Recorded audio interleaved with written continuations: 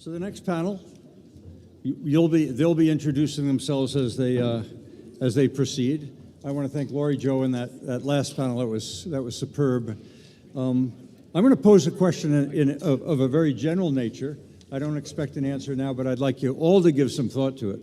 The thing that is very apparent when you watch what's been going on is that these guys have their nose to the grindstone. They are in touch with what is going on today. But what we have all seen in the last few years is what? Rapid change calling for pivot. We've seen COVID. We're now seeing Ukraine. We hear about ageism.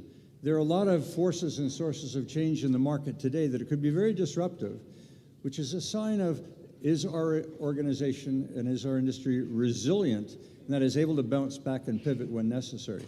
Is the capital fluid enough to handle those adjustments? That's a very big question. David Saltman sort of walked right into it, so I'm going to talk to David off on the side. But with no further ado, Andrew's on board. This session is really about the smaller business and financing. So you're on.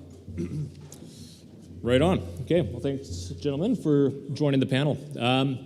Yeah, this is a good continuation from the prior session. I think today we've heard a lot of views from the producer and processor standpoint. So now it's good to turn the table and hear from the financing side of the equation. So we'll follow the same format as we did with the last one.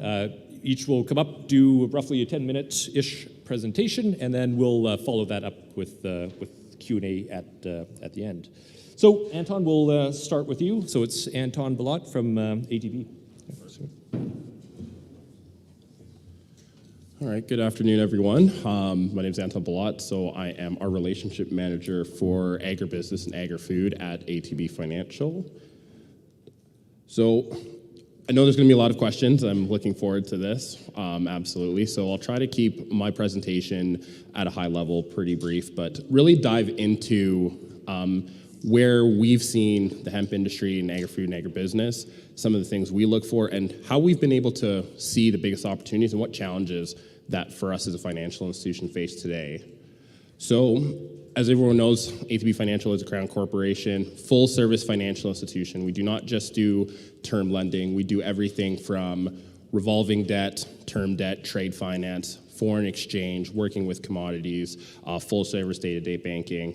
But really, our story is to be supporting Alberta companies throughout the value chain of finance, especially in the hemp and the cannabis sector. So $55 billion in assets, and we have about a $6 billion agriculture book.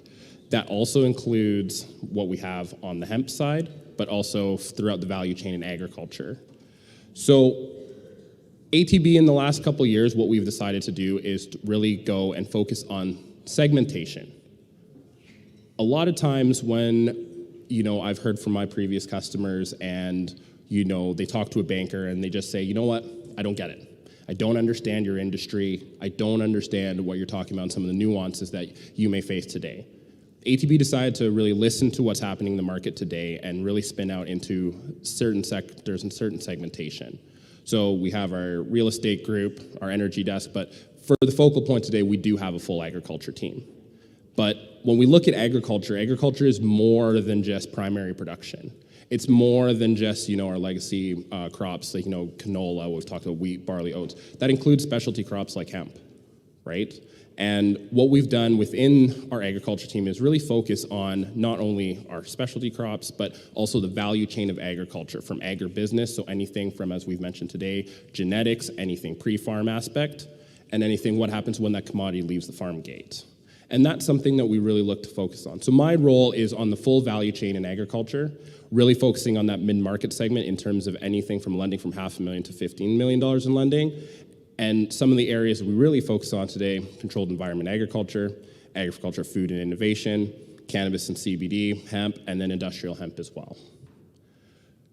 These two slides, I think, have seen very different variations of, the difference between, hemp and the THC and cannabinoids. But why this is important for us to show this slide today is this is our internal documents. This is what we look at in terms of how do we explain when customers come into us and say, I'm a hemp business, and a lot of banks will say, we need to charge you an exorbitant fee for just banking. Or you can't send international wires when hemp is legal in the US under the Farm Bill. We've looked to structure this out over the last couple years to make sure that we really have listened to our customers and to the demand and understand how we can actually support our customers from the important things from day-to-day banking all the way through our credit policies today. So one of the questions Andrew posed to us for this province, for this panel today is, where's the opportunity? And it's right there. Right, what you see here is about $150 billion of trade opportunity that includes every industry. I think the general theme has been a lot of exporting, whether you hear from Aaron at Canadian Rockies or Dave Saltman, there's a lot of export opportunities. And in the last 4 years, Canada has been behind the 8 ball in a lot of industries. And for us at ATB, we do see a huge opportunity for export within this sector.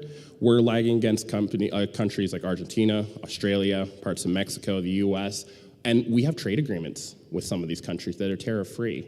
So there is a lack of that opportunity. There is a lack of us exporting, but we do see hemp having a big part of taking part of a piece of that pie within that $150 million of export opportunity. Really, when we look at banking hemp, we really want to look at understanding, do you have direct experience with the industry, or do you have indirect experience with that industry? Understanding that, we won't hold that against you. We just want to make sure that, we're really listening to our consumers and really listening to the experts who are in this day to day, right? And making sure that we understand how our clients operate, the challenges in the industry, and we can't, as a financial institution, be static. We have to be flexible. We have to look at different ways and be innovative in our policies.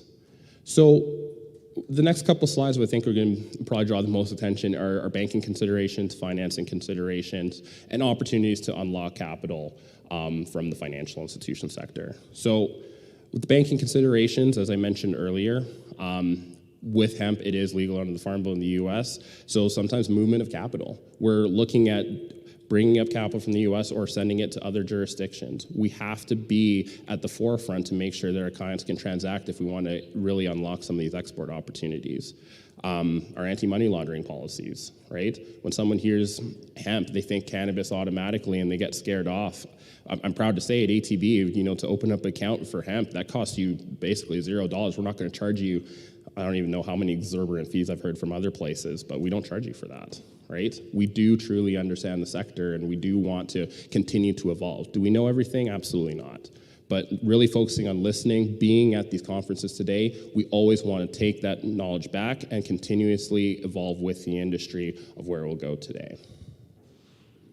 I think the big one that I think a lot of people are really interested in is really where our financing considerations are. And really, at a general high level, there are really 5 characteristics that we look for hemp, but also within agri-food, agribusiness. The first one, and the first and most important one, is character. Who is the assessment of the management? Who's the assessment of the team? Sometimes when we're looking at plans, what we want to understand is what makes you the best team to run your business in the industry, whether that's direct actual experience or is there relevant experience, because there are ag components. A lot of times when we're looking at growing hemp, it is comparable to a lot of different crops, right? I'll save capacity and capital in a second because that's been a big portion of our conversations today. Collateral, when we look at hemp decorticators, there is a market for them, but it is still it's still limited at this point. It's not like tractors, trailers, everything else like that. So that's one of the challenges that we have to look to overcome. And one of the opportunities where government can look to step in to, help with some of these bigger CapEx budgets to understand how can we help de-riskify that given the limited market space. Conditions, I think ESG has been thrown around quite a bit, but I think, a lot of things with the conditions in the industry. We're seeing a lot more jurisdictions go into hemp. Hemp's been around for a while, so we want to understand the conditions in the market are good. There is demand for the variation of the product, whether you're in food, fiber, or herd. There's a lot of things that we can do with the plant, and there is demand for that. Capacity and capital are where, a lot of some of the challenges may happen. Sometimes clients want to go to scale. They want to, capture that market right away, and sometimes, that positive cash flow isn't there, right? So sometimes how we look to mitigate that is, what's the capital? What's the run room? For me as a banker, sometimes, some of those losses in cash burn, that's going to happen as a business. We get that. But this is where industry support, the patient capital really comes in if you're not quite there yet from a positive EBITDA perspective, right? Or how can we ensure that positive EBITDA is going to happen, whether it's an LOI, memorandum of understanding, or a purchase order? So those are some of the things that we really look for. But if you look at really these 5 characteristics, if you can knock off all 5 of these, right, that for not only just ATB, but for most financial institutions, that's usually our general guidelines of what we can look at. So not everything's perfect in a growing industry or an emerging industry, and we understand that. So opportunities to unlock capital. One of the things with the rest of the panel you hear from today is really partnership. Understanding how can we leverage some of the programs that are out there. We've talked about export. Export Development Canada has been a great partner for us over the last couple of years, right? With their export guarantee program, going into new markets, ensuring those receivables so you don't have to worry about, maybe a default on payment, right? There's government-backed loans, so the Canadian Small Business Financing Loan or the Canadian Agricultural Loans Act that have guarantees up to about 95% depending on the program. Working with partners, AFSC, we've worked together over the past couple of years, FCC and Equity Capital. It doesn't, there's a quote from my coach who passed away a couple of years ago. And it takes a village to raise a child, but it takes a community to ensure an industry or an empire succeeds. And everyone in this room today has a big part to play in that, right? We can't always just do it by ourselves, but we're a pure part of that puzzle. But everyone in this room has a part to play today. With growing opportunities, there are challenges. Some of the clients that we've experienced and talked to, when we look at inventory, we talked about prices. Sometimes, there isn't a chart like canola. There's sometimes a hard understanding if we want to take that collateral for inventory, if you want a revolving line of credit, it's hard for us to get to, what that valuation is if we have to get to a point of, maybe reselling or restructuring debt. We talked about specialized equipment with the limited market that we have today. So those are some of the challenges that we do see today, but, lobbying with, partnering with our government, partnering with our partners with AFSC or equity partners. How do we look to put the best structure together for our clients to get to that next level? And as been described today, how do we get to that win? How do we support that win? So the final part that I'll leave everyone here today is with us at ATB. Nothing's perfect, we do understand that, but we really want to hear from you guys. We want to listen and understand how do we continue to, help the industry get to that really first big win. So looking forward to your questions, so thank you so much.